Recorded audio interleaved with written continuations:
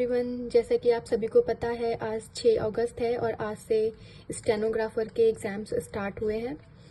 तो आज मैं आपको एग्ज़ाम का एनालिसिस बताऊंगी और बताऊंगी किस तरीके का पेपर आया था।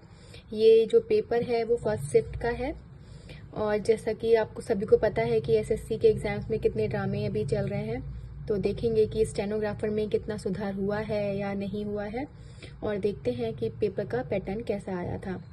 सबसे पहले बात कर लेते हैं सेंटर की। तो सेंटर था इजी टू रीच था, मेट्रो स्टेशन के पास में ही था, बट बायोमेट्रिक में बहुत प्रॉब्लम हो रही थी। काफ़ी सारे लोगों को शिकायत थी कि उनके रीटेक्स हो रहे थे, किसी का फिंगर मैच नहीं कर रहा था, किसी का फोटो मैच नहीं कर रहा था, किसी को किसी की सीट पे बिठा दिया गया था, किसी का फोटो मैच नहीं कर रहा है। बहुत सारी प्रॉब्लम्स थी उसमें, 1 से 2 बार में जाकर सबका जो है बायोमेट्रिक कंप्लीट हो रहा था। फिर स्टार्ट करते हैं पेपर से। सबसे पहले हम रीजनिंग देखेंगे। रीजनिंग में कितने ही क्वेश्चन ऐसे थे जिसमें फिगर था ही नहीं। ऊपर दिया हुआ है फिगर देख के बताइए, बट फिगर है ही नहीं। सेकंड जो था, क्वेश्चन दे रखे हैं बट उनके ऑप्शंस गलत हैं। आप मैच कर रहे हैं, कोई उससे मैच ही नहीं कर रहा है। इवन डायरेक्शन के भी कितने ही क्वेश्चन थे जिसमें उनके जो ऑप्शन थे वो रॉन्ग दिए गए थे।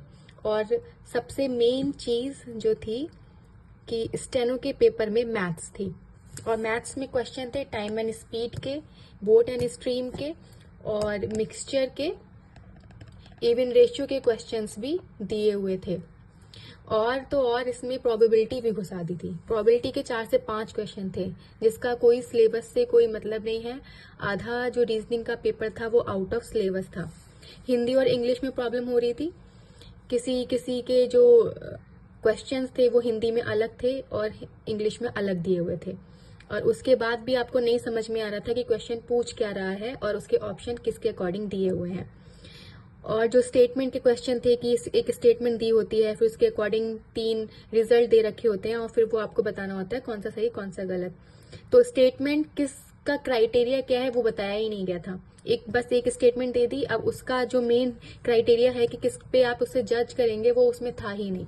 ऑप्शन दे रखे हैं बट क्राइटेरिया क्या है उसका कुछ पता नहीं है। एक न्यू पैटर्न नोटिस किया गया पेपर में आज के। इनपुट टाइप का क्वेश्चन बना दिया गया जिसमें कि दे दिया गया कि 86 बॉक्सेस हैं, 19 मोबाइल हैं, पेन है, इस तरीके से स्टेटमेंट थी और उसको फिर सही तरीके से अरेंज करके ABCD क्वेश्चन थे, उसका कुछ पता ही नहीं चला था क्योंकि फर्स्ट टाइम था, किसी को समझ में नहीं आया। ओवरऑल जो था रीजनिंग का जितना भी पोर्शन था वो बहुत टाइम टेकिंग था क्योंकि क्वेश्चंस को समझने में ही इतना टाइम लग रहा था, तो आप उसको अटेम्प्ट कैसे करेंगे। और फर्स्ट जो देखा गया जो क्वेश्चन उसमें नहीं थे, एक तो उसमें कैलेंडर का कोई क्वेश्चन नहीं था, क्लॉक डेटा वगैरह कुछ भी नहीं था, मिरर का कोई क्वेश्चन नहीं था, पजल्स बहुत सारी आई थी, ब्लड रिलेशन से रिलेटेड बहुत सारे क्वेश्चंस आए हुए थे। 1 घंटा तो आपका आराम से मान के चलिए आपको रीजनिंग में लगेगा ही लगेगा। फिर बात करते हैं हम इंग्लिश के पोर्शन की। इंग्लिश का पोर्शन मेन 100 क्वेश्चन इंग्लिश के होते हैं, उसमें क्या था। तो सबसे पहले जो इंग्लिश के क्वेश्चंस थे उसमें से 3 से 4 क्वेश्चन ऐसे थे जिसका एक ऑप्शन ही गायब था। उसमें लिख के आया था कि एरर है, और जब उन लोगों से बोला गया कि सर इसमें क्वेश्चन का ऑप्शन नहीं है तो उन लोगों ने बोला कि ये एसएससी की तरफ से ही नहीं है और एसएससी वाले नोट करके ले जाएंगे, उनको पता है प्रॉब्लम क्या है। ठीक है। और 2 से 3 क्वेश्चन ऐसे थे जिनके ऑप्शन रिपीट थे। एक क्वेश्चन था जिसका आंसर साइड था और वो ए और बी दोनों में साइड दे रखा था, फिर बी और सी अलग थे। एक और क्वेश्चन था जिसमें हमें पैसिव वॉइस चेंज करना था, उसके बी और सी ऑप्शन दोनों सेम थे, मतलब सेम टू सेम। अब इनको क्वेश्चन के आंसर देने में भी कमी पड़ गई है कि इनको 4 आंसर नहीं बना मिल रहे थे, 2 के आंसर सेम उन्होंने डाल दिए। अब बच्चा कौन सा चूज करेगा, बी चूज करेगा कि सी चूज करेगा, ए चूज करेगा कि बी। अब ये लोग कौन सा उसमें आंसर मानेंगे कुछ पता नहीं उसका। कॉम्प्रीहेंशन था ज्यादा बड़ा नहीं था, छोटा ही था, बट उसकी लैंग्वेज बहुत टफ थी, बहुत सारे न्यू वर्ड्स थे जिनका मीनिंग ही बच्चों को नहीं पता चल रहा था। और जो क्लोज टेस्ट था वो बहुत इजी था। क्लोज टेस्ट कुछ इतना प्रॉब्लमेटिक नहीं था, बट उसमें भी कुछ वर्ड थे जो काफी हार्ड थे, इजी टू मॉडरेट उसको बोला जा सकता है। एक न्यू पैटर्न आया था, होमोनियम्स पूछे गए थे। एंटोनियम्स पूछे जाते हैं, सिनोनियम्स पूछे थे। होमोनियम्स पहला वर्ड था और इसके 5 क्वेश्चन थे होमोनियम्स के। ठीक है, अब ये क्या है आप देख लीजिएगा होमोनियम क्या होता है। फिगर ऑफ स्पीच के 3 क्वेश्चन पूछे गए थे जिसमें हाइपरबोल और ऑनोमोटोपेया से रिलेटेड क्वेश्चंस थे। इडियम फ्रेजेस बहुत इजी थे, ज्यादा लोड लेने वाले नहीं थे, बहुत आराम से हो रहे थे। वन वर्ड सब्स्टिट्यूट के भी 3 से 4 क्वेश्चन थे, वो भी इजीली थे। और एडवर्ब, एडजेक्टिव, टेंस वगैरह कोई एक सेंटेंस दे दिया, उसमें से आपको उसको पहचानना था। बाकी एक्टिव, पैसिव और नरेशंस, एरर डिटेक्शन, नॉर्मल सभी क्वेश्चन वैसे थे जो टीचर्स हमें देती थी। बट वही कि जब आप ऑप्शन ही गलत दे रहे हैं तो क्वेश्चन सही होगा भी क्या फायदा। और इसमें इंग्लिश का भी अच्छा खासा टाइम टेकिंग था, क्योंकि कुछ क्वेश्चंस ऐसे थे जो नए थे, उनको समझने में टाइम लग रहा था। और हाँ, PQRS थे जो पैरा जंबल होते हैं, उनको वो लाइन से लगाने के लिए, वो भी इजी थे, उसमें भी कोई ज्यादा प्रॉब्लम नहीं हो रही थी। फिर आता है जीके का। जीके इजी टू मॉडरेट थी। SSC वैसे भी बदनाम है जीके को बहुत अच्छे से देने के लिए। करंट के नाम पे 2023 का क्वेश्चन पूछा गया था। एक बुक आई थी जिसका नाम था टॉम्स ऑफ सैंड, ये किसने लिखी है, ये था। और वॉर आया था आई थिंक टराइन का।